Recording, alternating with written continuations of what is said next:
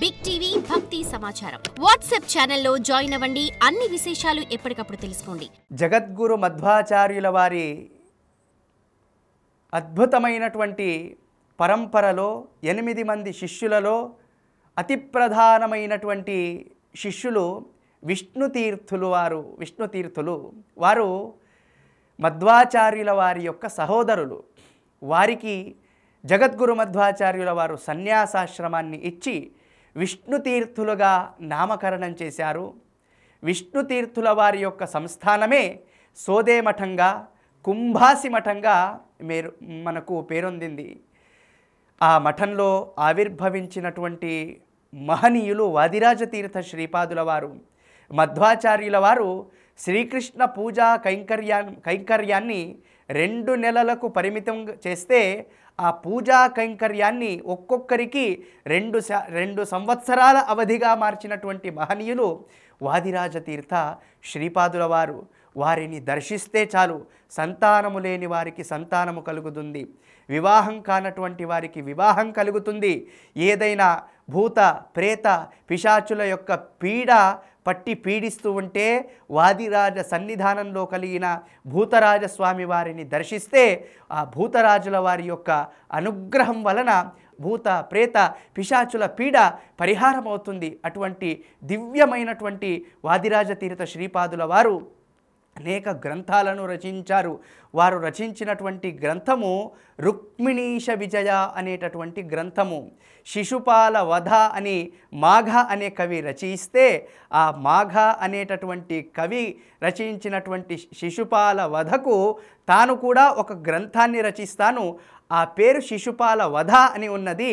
ఆ పేరులో వధ అని ఉన్నది కాబట్టి అలా కాకుండా మంగళంతో కూడుకున్నటువంటి గ్రంథాన్ని నేను 18 రోజులలో రచిస్తాను అని చెప్పి వాదిరాజతీర్థ శ్రీపాదుల వారు విశేషంగా 18 రోజుల పాటు అద్భుతమైనటువంటి 18 అధ్యాయాలతో కూడుకున్నటువంటి రుక్మిణి పతి అయినటువంటి శ్రీకృష్ణుడి చరితామృతాన్ని రచించి అది వధ, శిశుపాల వధ అయితే ఇది రుక్మిణి కళ్యాణము, ఇది మంగళాత్మకమైనటువంటి గ్రంథము అని ఆ అద్భుతమైనటువంటి గ్రంథాన్ని రచించినటువంటి వాదిరాజతీర్థల ఆవిర్భవించినటువంటి గొప్ప సంస్థానమే విష్ణుతీర్థ సంస్థానము, సోదే మఠ సంస్థానంగా పేరొందింది.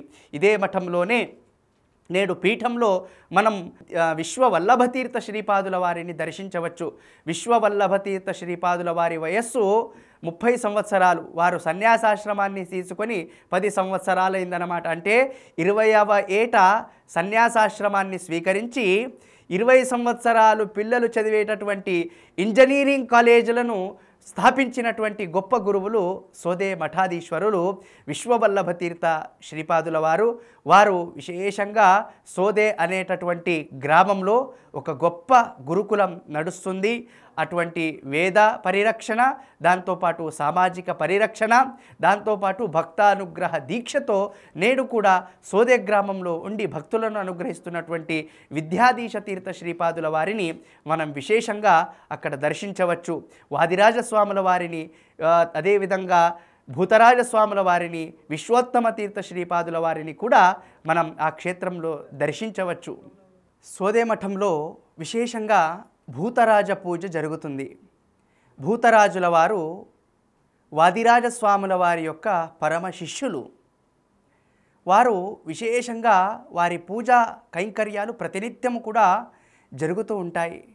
కలియుగంలో భూత ప్రేత పిశాచుల బాధ కలిగినప్పుడు, లేదా మనపైన ఆభిచారిక క్రియలు జరిగినప్పుడు భూతరాజుల వారిని సేవించి వాటినన్నిటిని కూడా పరిహరించుకోవడం మనం సోదే మఠంలో చూస్తూ ఉన్నాం, సోదే గ్రామంలో చూస్తూ ఉన్నాం.